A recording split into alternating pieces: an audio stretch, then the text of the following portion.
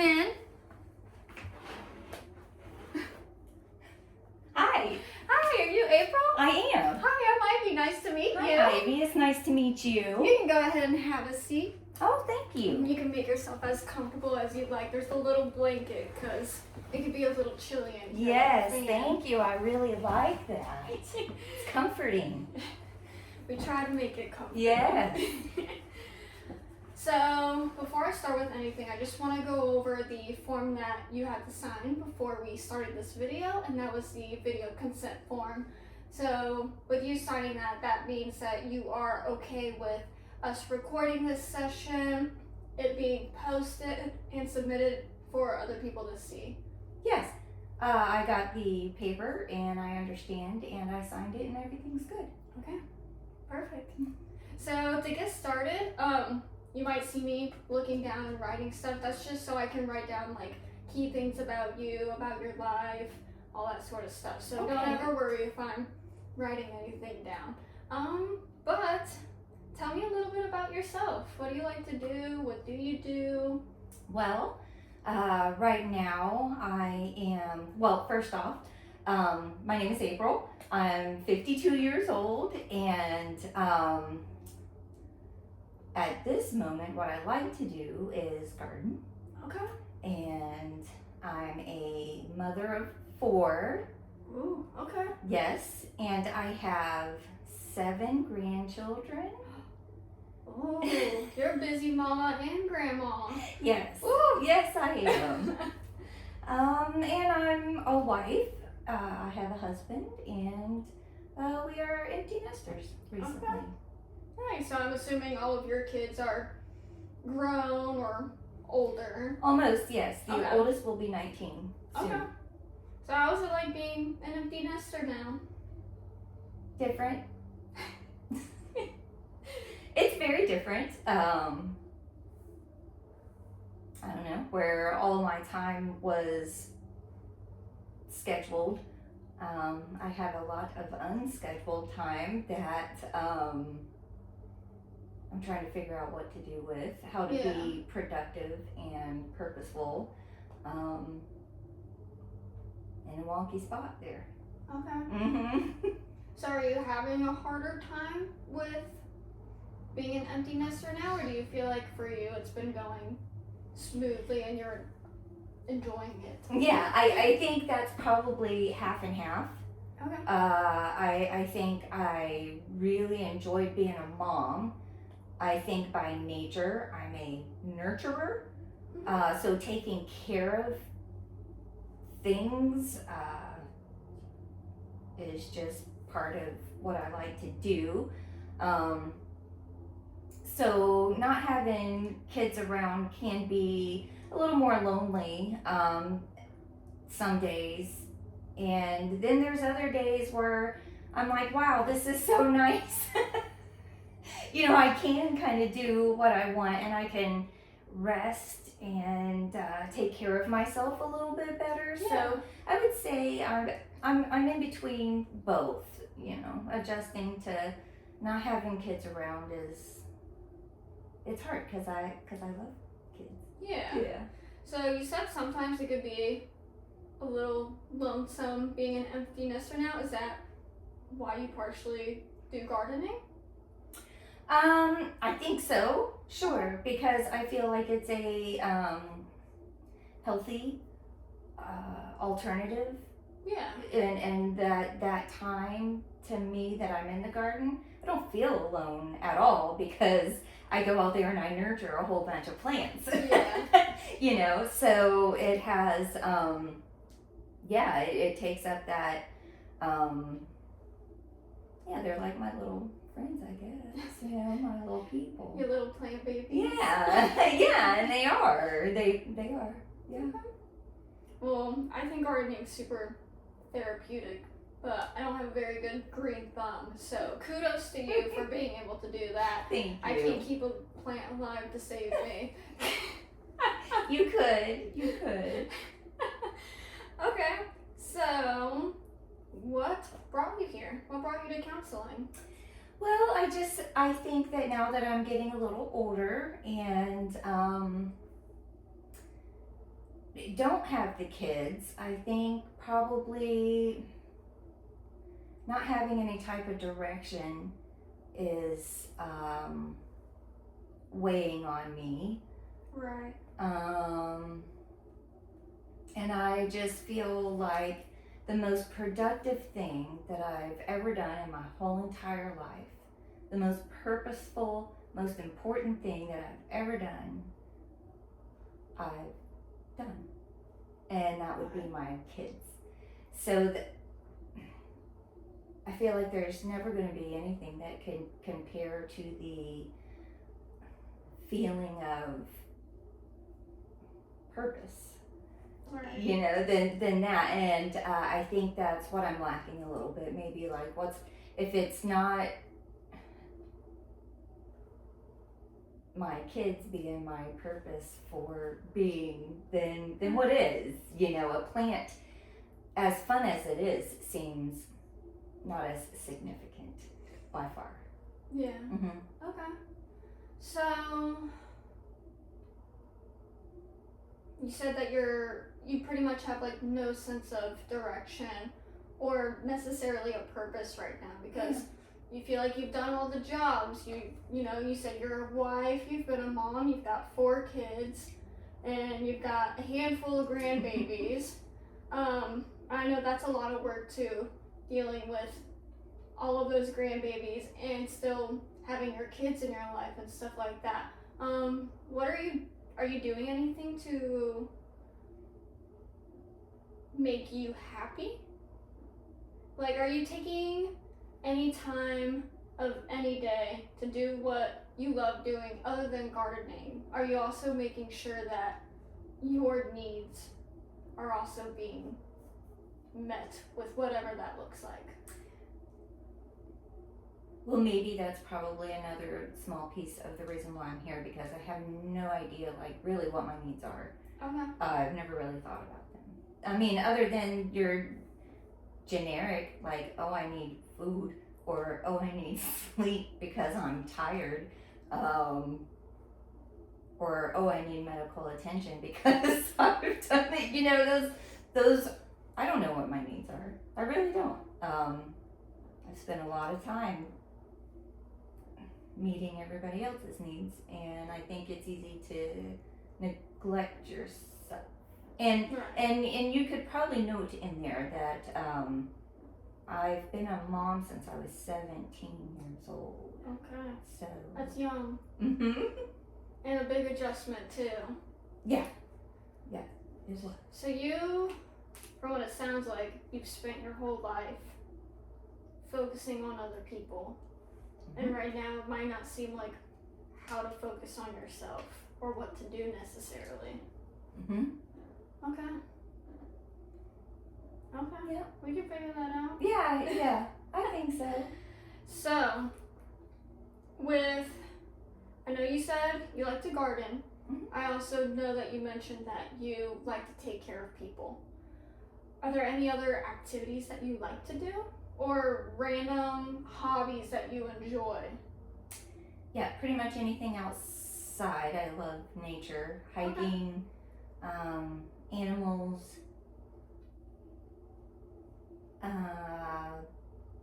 exploring. Exploring? Yeah, exploring and cooking and yeah. Do you do any of those things regularly? Comes and goes, Okay. you know. Just whenever you have the time? Yes, exactly. I can't do it all the time, or I'd live in North Carolina. Is that where you want to be? Yes, Okay. it is ultimately where I want to be. I don't know if that's ultimately where I'll wind up because none of my kids are there. But yes, that's where my heart wants to be.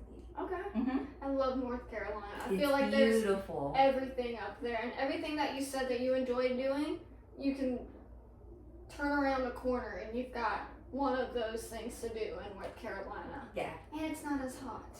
it isn't. And that would help with my sun allergy. Oh, you have a sun allergy? I do. Oh. So this Florida heat is trying to kill me. So, manage the sun allergy when you're outside gardening all the time? Well, I have to cover my skin. And I worked up. I started really, really slowly with just the very early morning sun. Okay. And then I would put my shirt on, and then over time, I got just a little bit more sun at a time, and I worked my way up to, being able to go out there. But I wear shirts in the afternoon, and I still have problems, but not nearly as bad. Okay. Mhm. So, I've never heard of anyone with a sun allergy. So, can you just explain to me, like, what that is, or at least, like, what that looks like for you? Yeah, I will, when I get just a regular amount of sun, where most people, their skin might turn pink. My skin will turn probably a little pinker than everybody else's, but I get these blisters, Okay. itchy blisters, that go along with it. And sometimes my skin will swell underneath all of those blisters. Ooh. Yes, and it's just like contact dermatitis, but a little worse. Yeah. Yeah. Aw. Mhm. Are you from Florida? No, but I moved here when I was 3 years old with my parents, Okay. so 50 plus years. So you're practically 49 a years. Florida girl. Yeah, I feel like it. Yeah. Yeah. And always being out. Is that something that recently happened? The sun allergy? No, I've had it for a few years now, several years now. Okay. Mhm. Okay. I could see how that would be a hard adjustment to figure out and navigate. Well, yeah, especially when you like being outside. Yeah.